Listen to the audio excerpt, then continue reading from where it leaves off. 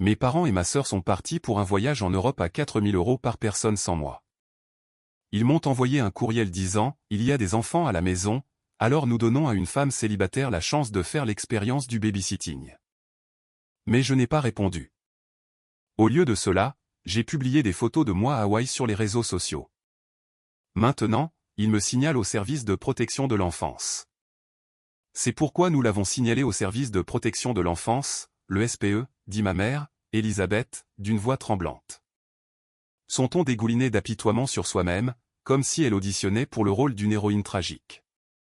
Elle s'agrippa faiblement au coin de la table de la salle à manger, comme si elle était la victime d'un crime horrible. Sur la surface en acajou poli, ses phalanges pâles ressortaient de manière frappante. Même la façon dont ses doigts tremblaient était calculée. Un jeu d'acteur parfait. Ses yeux brillaient comme si des larmes pouvaient couler à tout moment. Mais derrière ce voile brillant, j'ai surpris l'éclat de quelque chose de froid et d'impitoyable. Je serrais la mâchoire si fort que j'avais l'impression que la chaleur de ma rage pourrait faire éclater les veines qui battaient à mes tempes. Le fait que ma voix ne se soit pas brisée relevait du miracle. Si je perdais le contrôle ici, il gagnerait. Je devais rester calme, impitoyable et ne présenter que les faits, comme une lame pressée contre la gorge. Pour quel motif? Parce que pendant que vous abandonniez vos enfants pour vous envoler vers l'Europe, c'est moi qui finançais votre plaisir avec l'argent que j'avais durement gagné. Mais vous avez laissé les enfants derrière vous.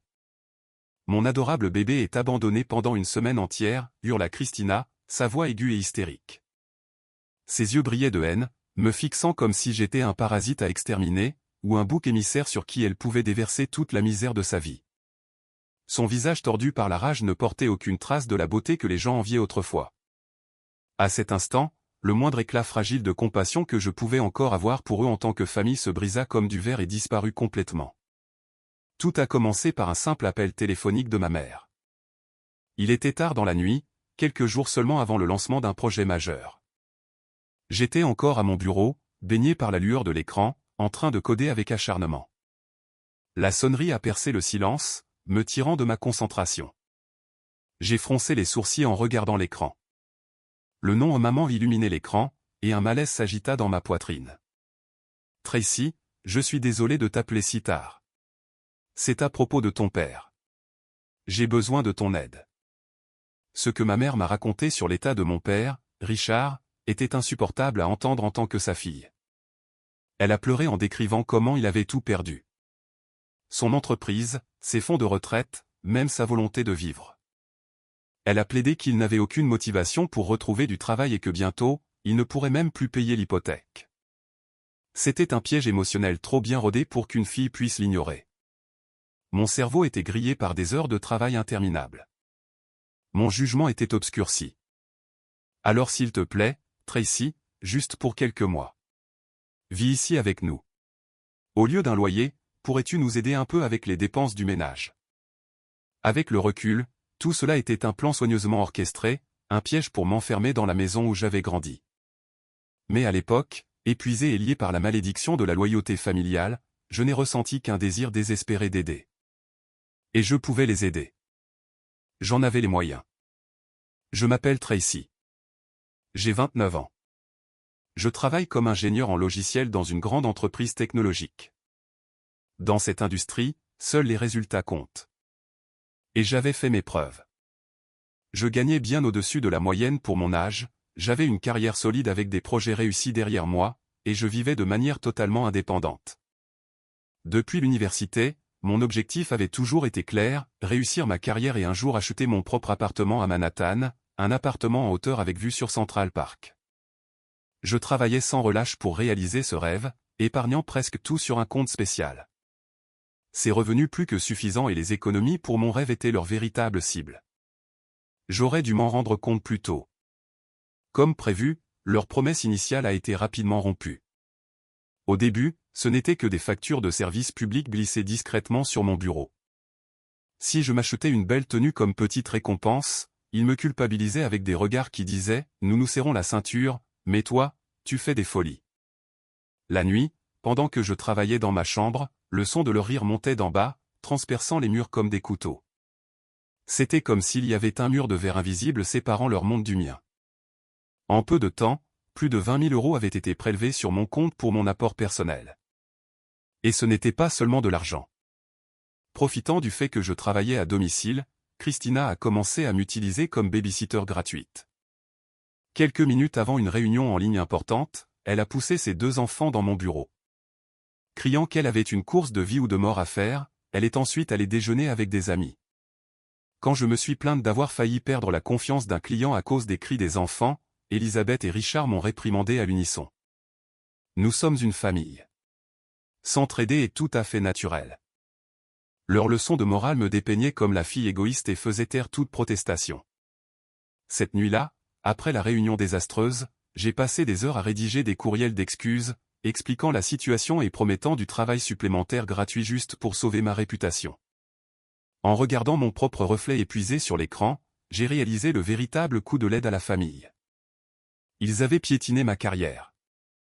Mon temps, mon énergie, l'argent que j'avais soigneusement économisé pour mon rêve. Tout cela s'est dissous dans le gouffre sans fond de leurs exigences. Et puis est arrivé le tournant, l'incident qui a tout changé. Ce soir-là, j'avais fini de travailler exceptionnellement tôt et je m'étais enfermé dans ma chambre. Cette chambre était le seul endroit de la maison où j'avais l'impression de pouvoir vraiment respirer. Mes yeux brûlaient après des heures passées à fixer l'écran, et ma gorge était sèche. Je suis descendu sur la pointe des pieds pour un verre d'eau, en faisant attention de ne pas faire de bruit. Depuis la cuisine ouverte, juste au-delà du salon, j'ai entendu des voix basses et vu une lueur. Perplexe quant à savoir qui pouvait parler à cette heure, je me suis approché. La scène qui s'est offerte à moi m'a coupé le souffle. Mes parents et Christina étaient blottis autour d'un ordinateur portable avec un site de voyage ouvert, chuchotant comme des conspirateurs préparant un plan secret. « Il faut absolument que j'aille à ce café à Paris », la voix stridente d'Elisabeth a retenti dans le silence. Au moment où je suis entré dans la lumière de la cuisine pour ouvrir le réfrigérateur, Christina a sursauté comme une grenouille surprise par le regard d'un serpent.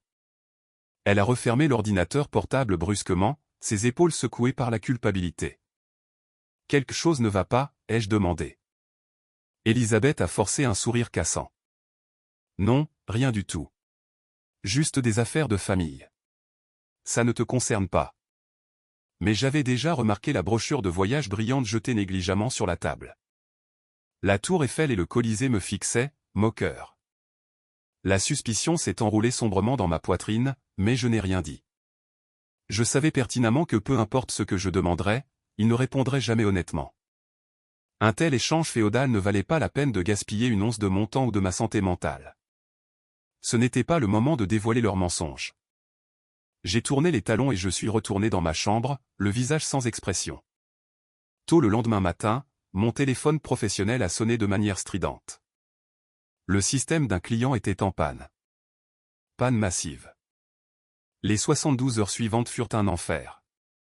J'ai travaillé sans relâche, ne survivant que grâce au café, martelant des correctifs et des rustines. Je n'avais plus de place dans mon esprit pour les affaires de la maison. Lorsque la crise a finalement été maîtrisée, je suis sorti de ma chambre en titubant, complètement épuisé, et j'ai été frappé par le silence étrange de la maison. Normalement, les voix bruyantes des enfants de Christina auraient dû résonner dans la maison. Mais maintenant, c'était si calme que mes oreilles en bourdonnaient, comme si toute trace de présence humaine avait disparu.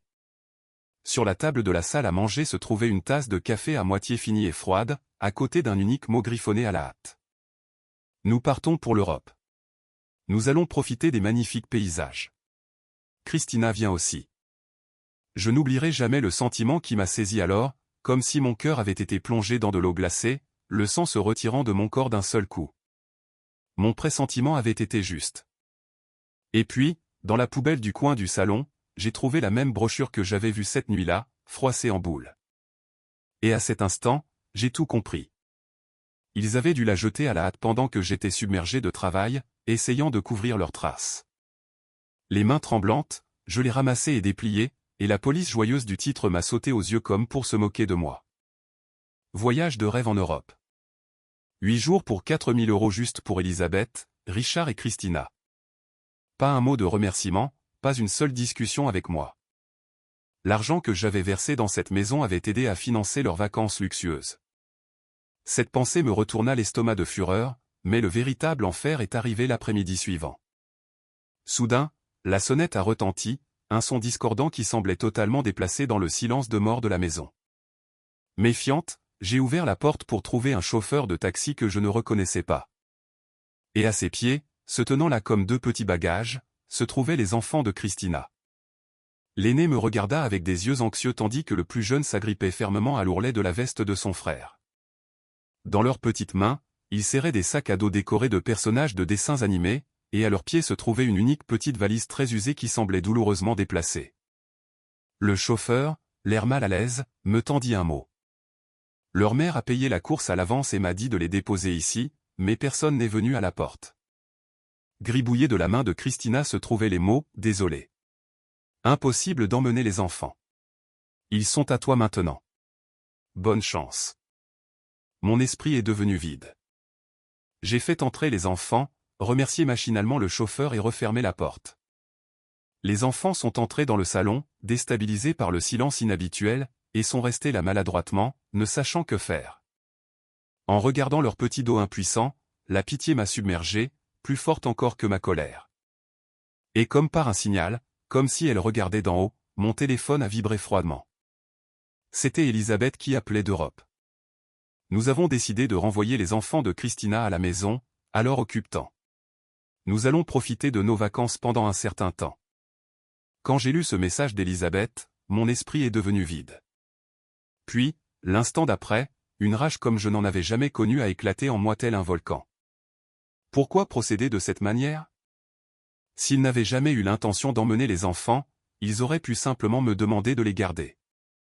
Au moment où cette pensée m'a frappé, tout s'est mis en place comme la dernière pièce d'un puzzle.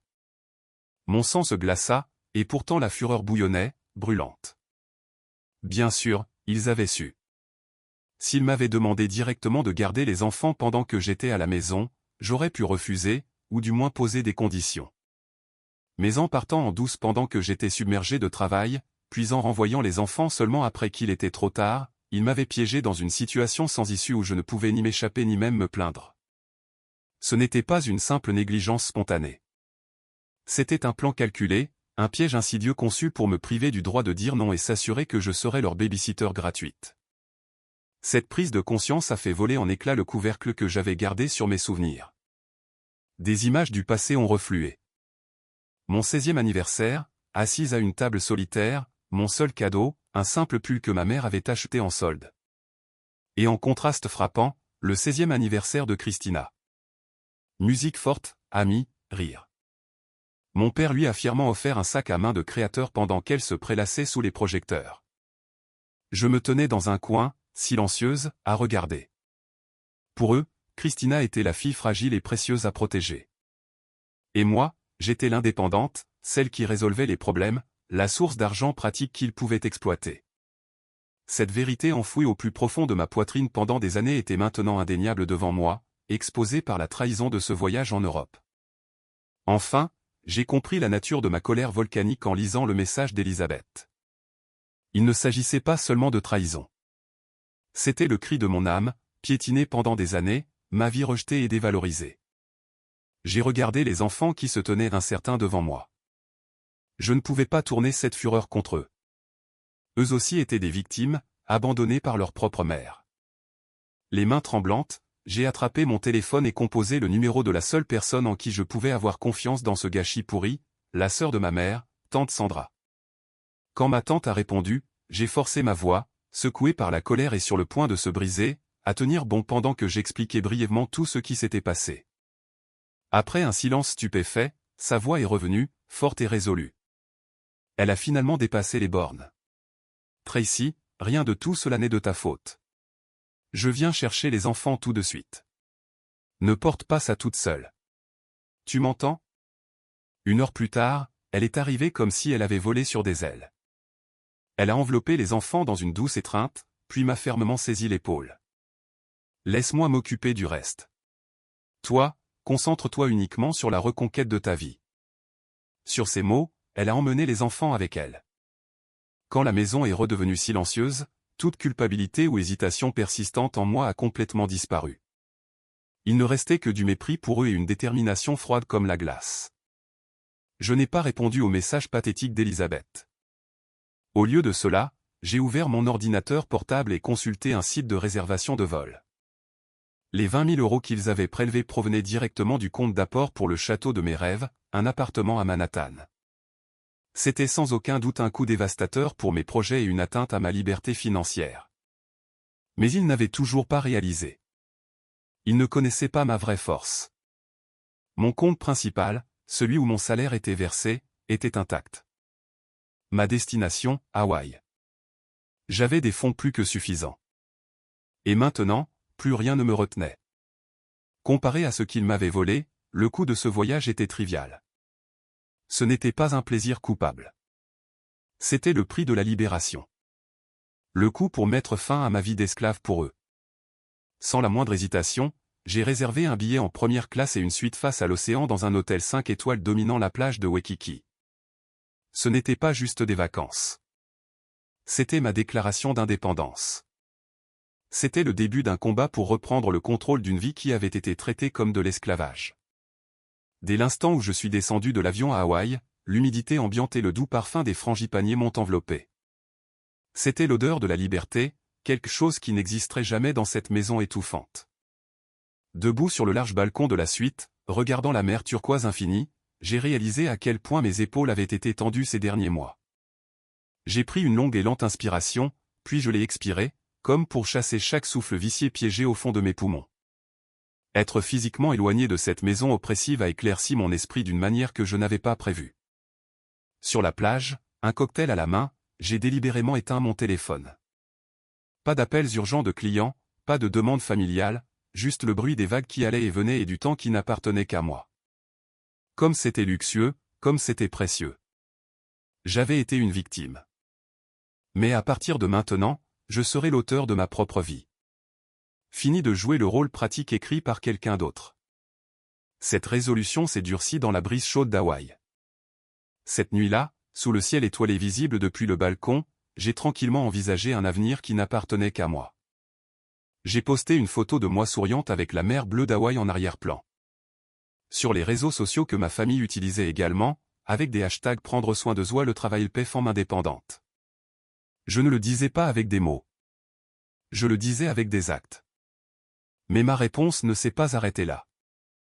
De retour dans ma chambre d'hôtel, je me suis connecté au compte de voyage familial qu'ils partageaient. Bien sûr, il affichait les vols de retour qu'ils avaient réservés, et le reste de leur itinéraire, des réservations dans des restaurants étoilés au Michelin, un hôtel 5 étoiles près des rues commerçantes de luxe. Chaque réservation était un autre plaisir construit sur mes sacrifices. Sans hésiter, j'ai tout annulé. Pendant une fraction de seconde avant de cliquer sur le bouton d'annulation, une lueur de culpabilité a traversé ma poitrine. Puis j'ai pensé au jus d'orange collant sur mon clavier et au visage froid de mes parents qui s'étaient moqués de mes succès passés, et ma résolution est devenue d'acier. Ce n'est pas une vengeance. C'est la première leçon pour vous montrer les conséquences de vos actes, ai-je murmuré, et j'ai cliqué fermement et doucement sur annuler la réservation. J'ai commencé par annuler leur dîner le plus attendu, le grand final. Puis j'ai annulé la suite du centre-ville. Enfin, j'ai annulé les vols de retour en première classe. Démanteler leurs rêves pièce par pièce m'a procuré une satisfaction froide. Rien que d'imaginer leur panique d'être bloqués dans un pays étranger sans logement ni moyen de rentrer chez eux me serrait la poitrine d'un plaisir sinistre. Après une semaine de ces vacances de rêve, je suis rentré chez moi, allé par le soleil. Et comme je m'y attendais, ma famille m'attendait, furieuse, ayant réussi à rentrer par ses propres moyens. Le salon ressemblait au passage d'un ouragan, jouets éparpillés, miettes de nourriture et sacs de voyage jetés çà et là. Puis la folie a commencé. Ils ont mis de côté leur propre abandon, et pour me faire passer pour la criminelle qui avait abandonné les enfants, ils ont déposé une fausse déclaration auprès des services de protection de l'enfance. Ils n'étaient plus ma famille. Ils étaient devenus des monstres hideux qui détruiraient volontiers quelqu'un pour leur propre désir. Ce qui a suivi n'a été qu'insulte. Christina a crié hystériquement, « Si tu avais simplement payé tout l'argent correctement au départ, rien de tout cela ne serait arrivé. Tu as été avare et tu nous as forcés à réduire les coûts du voyage. » Sa logique tordue me donnait le vertige. Mon père a tenté faiblement de les défendre, mais ses mots ont été coupés court par la dureté de mon regard. Il n'y avait pas une once de culpabilité sur leur visage, seulement la colère que leur plan ait été ruiné et la panique à l'idée que la poule aux œufs d'or ait choisi de s'en aller. J'ai démonté leurs arguments un par un, calmement mais avec un tranchant glacial. Aucune mauvaise intention? Vous avez paniqué? Laissez-moi rire. Pouvez-vous même dire exactement combien j'ai payé pour vous au cours des 6 derniers mois? L'hypothèque, les services publics, les courses, les leçons des enfants, totalisant pas moins de 30 000 euros. Je pourrais vous montrer les relevés bancaires tout de suite. Oh, et qu'en est-il de cette facture de spa de 800 euros, Christina? Le jour où tu m'as laissé les enfants en prétextant une urgence, j'ai payé ça aussi. Si cet argent était resté, l'apport pour l'appartement de mes rêves serait déjà économisé. Avez-vous déjà pensé à tout le temps que j'ai perdu à cause de vous? À combien d'opportunités de carrière j'ai manqué? J'ai vu la couleur quitter leur visage, mais je ne pouvais pas m'arrêter. Cette conversation était la dernière que nous aurions. Pendant que vous la couliez douce en Europe, qui s'est occupé des enfants? Pensiez-vous que j'allais jeter sous la pluie les enfants que vous aviez envoyés en taxi? J'ai sorti mon téléphone et j'ai brandi devant eux une photo que j'avais prise avec tante Sandra quelques jours plus tôt. Une photo des enfants souriants, en sécurité et soulagés chez ma tante. J'ai déjà tout raconté à tante Sandra le jour de votre départ pour l'Europe. Le fait que vous ayez poussé les enfants dans un taxi pour me les laisser sur les bras. Et maintenant cette fausse déclaration au SPE que vous avez déposée juste pour me faire passer pour une criminelle. Elle sait tout, et elle est de mon côté. Je n'avais plus besoin de leurs conseils ni de leur soutien. Je me tiendrai sur mes 2 pieds, par ma propre volonté, et mettrai fin à cette relation pourrie. Cette résolution s'était déjà solidifiée sous le ciel bleu d'Hawaï. De retour dans ma chambre, j'ai verrouillé la porte et j'ai commencé à faire mes bagages. Il ne restait rien dans cette maison qui vaille la peine d'être laissé derrière. Le week-end venu, tous mes préparatifs terminés, je me suis assise à la table de la salle à manger et j'ai lâché la bombe finale devant eux. Je quitte cette maison. Elisabeth a essayé de m'arrêter. Sa voix était désespérée mais autoritaire.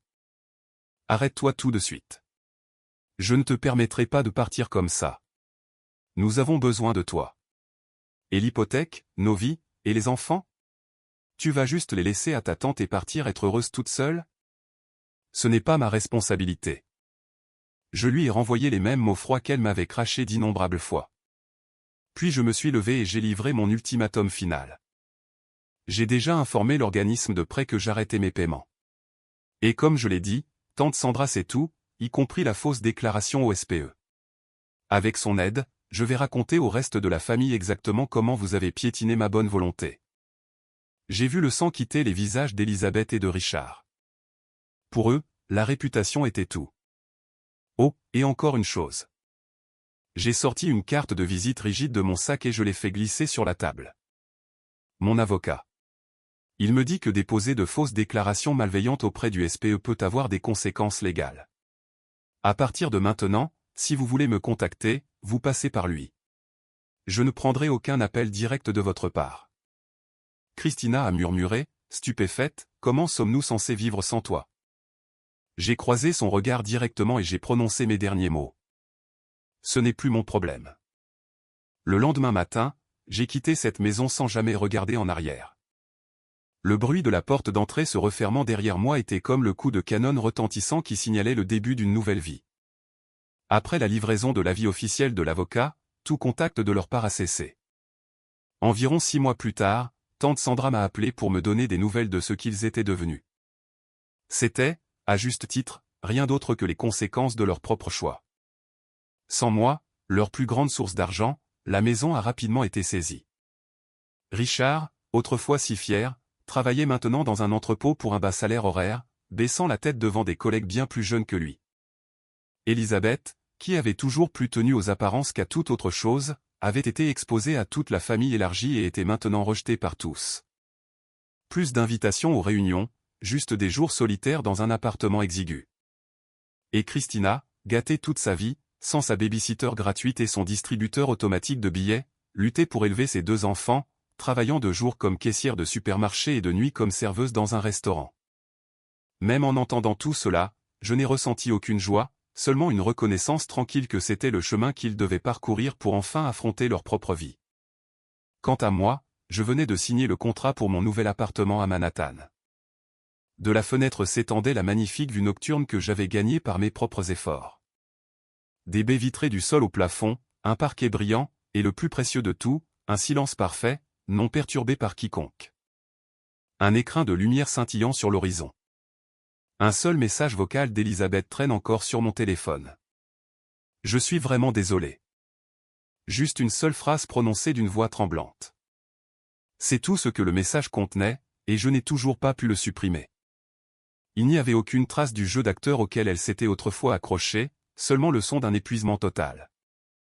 Ce n'est pas la nostalgie qui me pousse à le conserver. C'est une pitié creuse, une faible reconnaissance qu'ils étaient peut-être aussi victimes de leur propre faiblesse et de leur propre distorsion. Et pour moi, cela reste un rappel, un vœu de ne jamais répéter la même erreur, une pierre angulaire pour ma nouvelle vie. En regardant la vue nocturne, j'ai pris une profonde inspiration, doucement, mais avec certitude, sachant enfin que j'avais repris ma vie en main.